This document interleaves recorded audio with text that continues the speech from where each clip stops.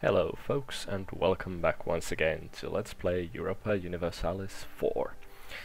Now, previous videos I played with the Livonian Order at the behest of Halcyon or Zilknis, and yeah, things didn't go all that well. We kinda got our butts handed to us in the first session, so I'm going to take a break from that and take one of the other suggestions.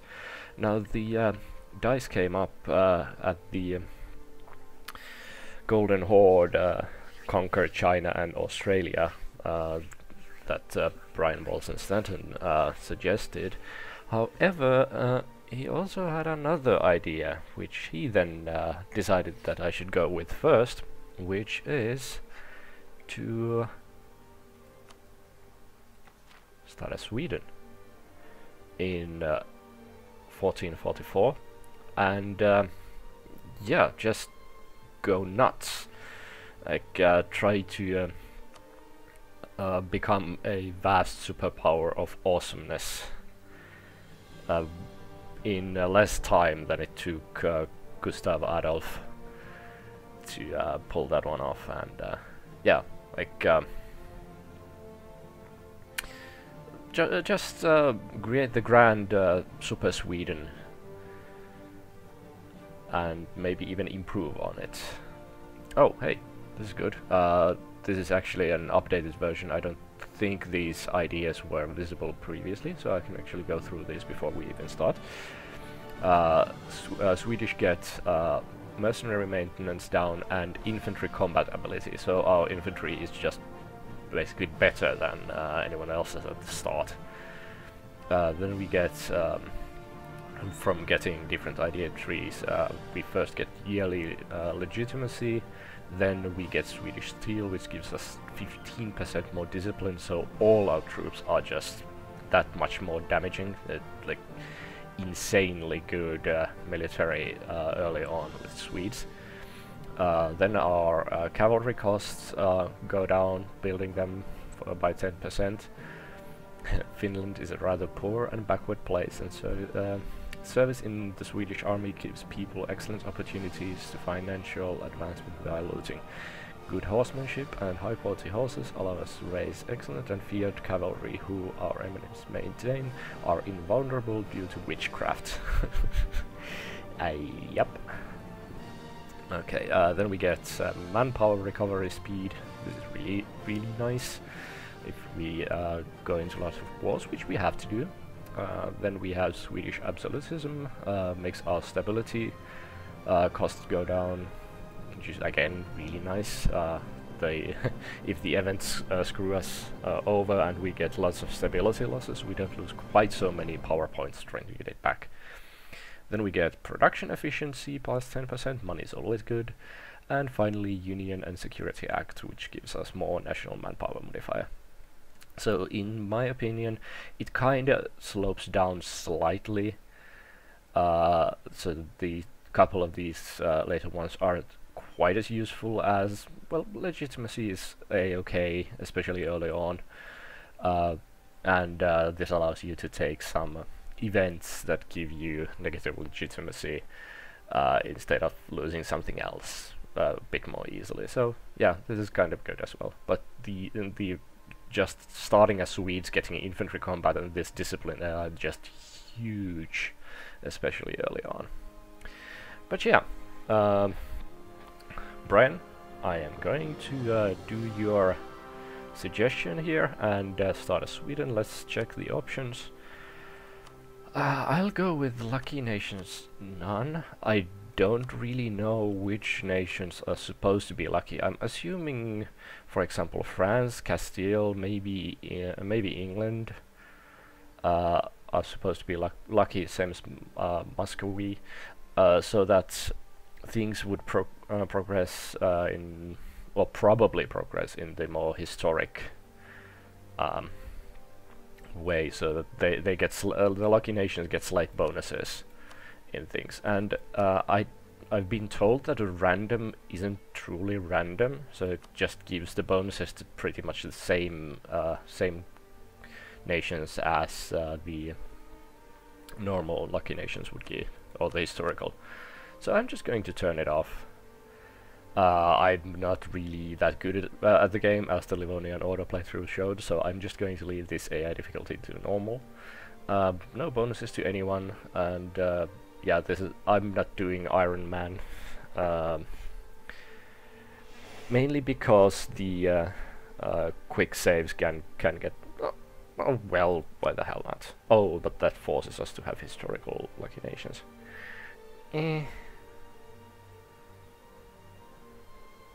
No, sure, what the hell. I'll do Iron Man mode, just to kind of showcase it off. But yeah, we are playing as Sweden, and yeah, let's go.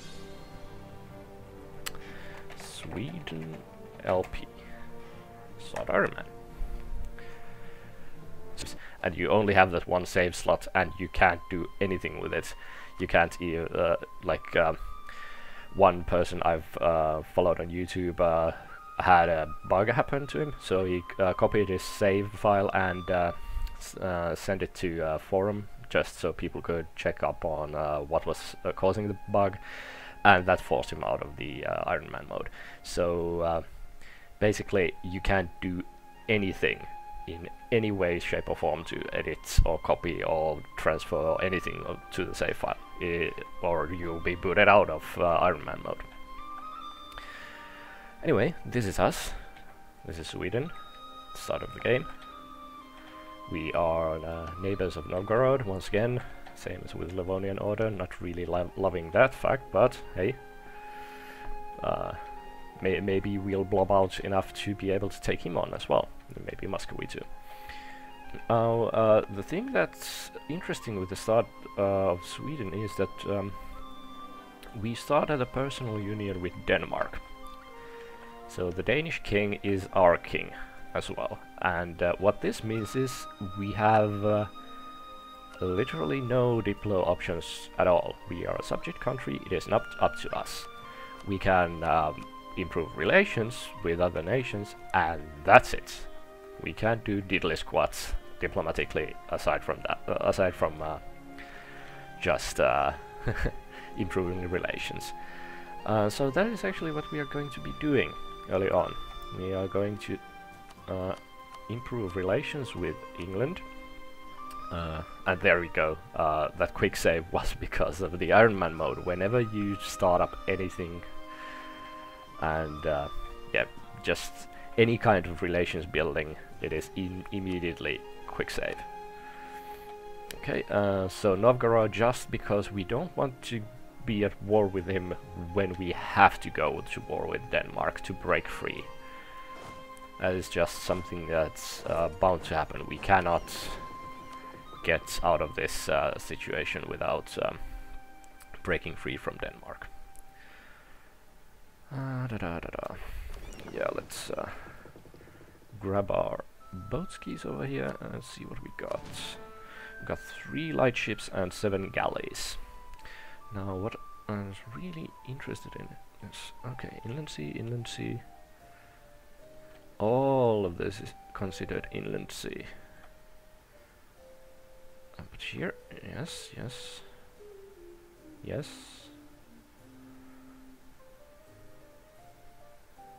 And sea zone starts from Skagerrak. So galleys get a huge combat bonus in inland seas. So up until this point, galleys, like a couple of galleys, is almost comparable to a heavy ship. So let's go to the ledger over here. Countries, sorry, military and navies, and let's find Denmark. 3 lightships, 9 galleys and 6 transports, 18 ships in total. Okay, lots of galleys and a few lightships. Let's check. Oh, Norway is in the same boat as we are. They are also in a personal union under Denmark, so they are basically a vassal of Denmark and will do Denmark's bidding. So we will have to fight them as well if and when we want to break free of Denmark. Norway has 3 heavy ships, 4 light ships, and 3 transports. 10 ships in total. So that's what, 28 ships, 3 of which are light ships. So, I've tested this out once, and I don't know if I was lucky or if this will actually work, but I am going to give it a go. Let's start patrolling a Baltic Sea trade node.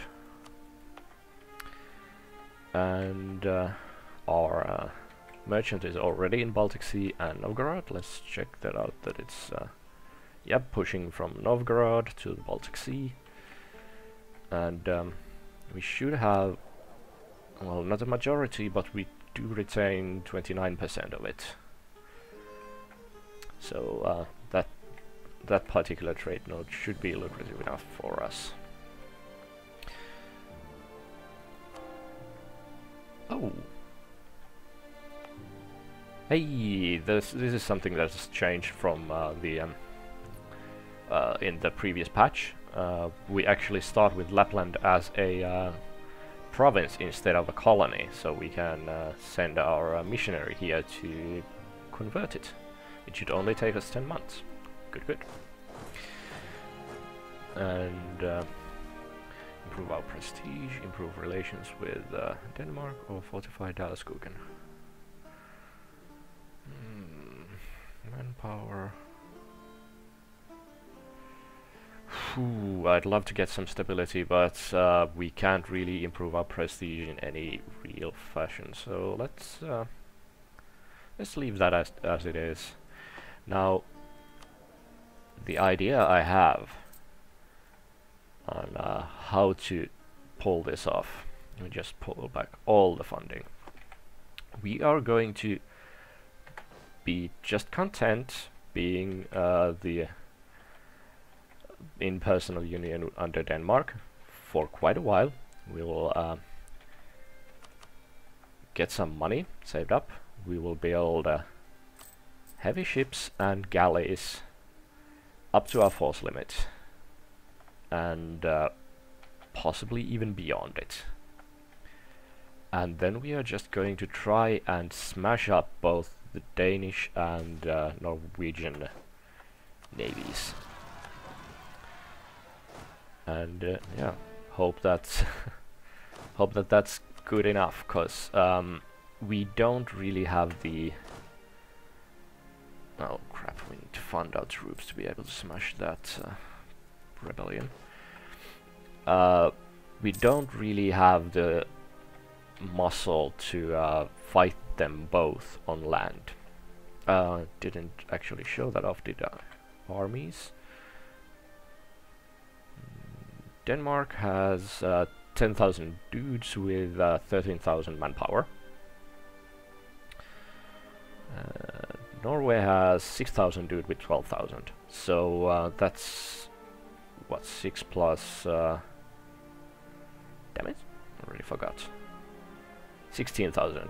Okay. Our maximum land force limit is 13. We can have more than that, but it will start costing us an arm and a leg. So yeah, we can't really pull off a comparable army to both Norway and Denmark. So what we can try to do is block them off hereabouts. Try to fight off both Danish and Norwegian fleets and create a whatchamacallit, oh damn it, already forgetting, blockades in Kattegat and Öresund. That means that we basically have to fight only Norwegian army and whatever dregs Denmark can get over on this side. And if we are really, really lucky, that means that we can siege these provinces and siege most of Norway. And that might be enough to give us a chance of breaking free. Because our first war is going to have to be breaking free of Denmark. There's just no two ways about it. Now I could already start building the carracks and galleys. If we had more naval force limits, I'd love to build all galleys all the damn time, but we're almost at our limit already, so we need to get some carracks. Now the reason why I'm not doing it immediately is... what is this? I can invest it? Hey, that is really good pop-up. That is awesome. Let's go with the cheapest guy. That's good that that's come up in the patch. But yeah, the carracks cost 50 gold, and after they're built, they cost a lot of maintenance. So I want to wait until I have decent enough bankroll to finance this war.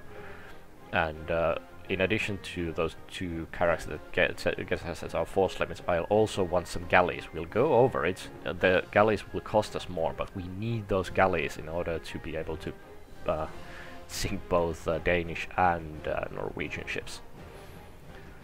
And even after getting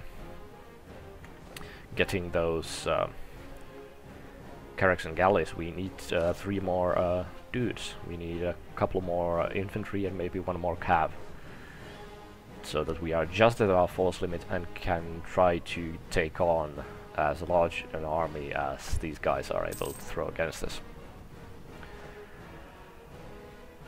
Also, the reason why I'm not getting advisors is they unfortunately cost money, and yeah, I'd love to get this tax guy, but he's a level 2 guy, so it ended up costing us 4 ducats, where we are making 5. So yeah, just not really worth it this early on. I could do all of this by taking out loans.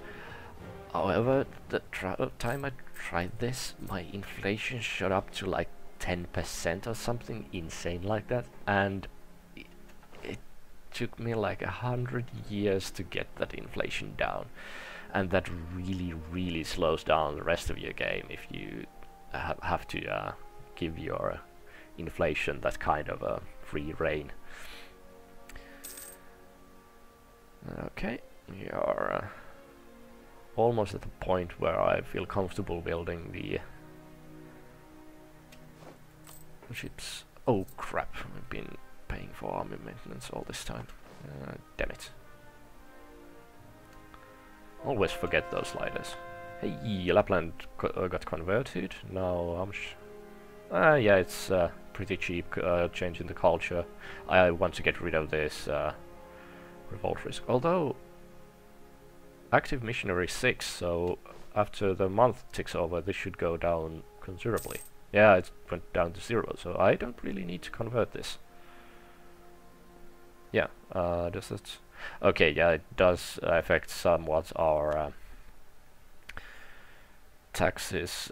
Doesn't do damn thing about production, so honestly, production is giving us most of our income in this province anyway, so I'm good. The base tax here is just 1, so... And we can invest in a cardinal again. Yeah, Norway sniped that one of us. Let's give that a go.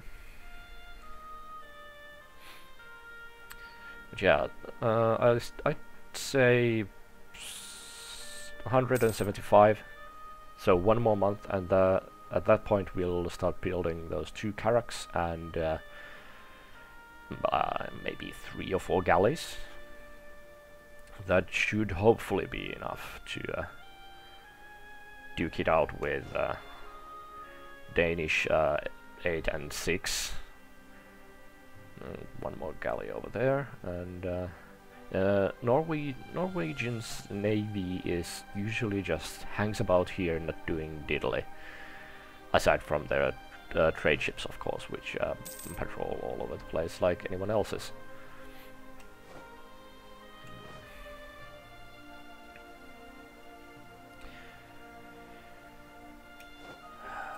But yeah,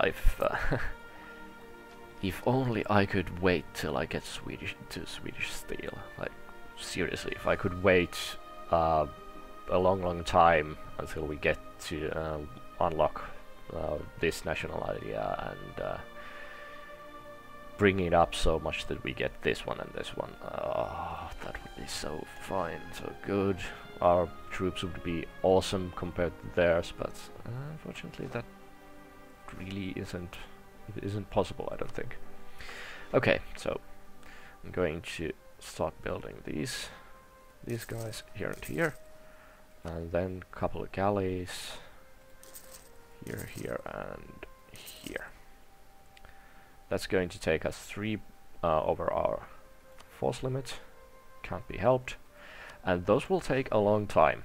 Now, all through that time, we are going to be, again, collecting more money.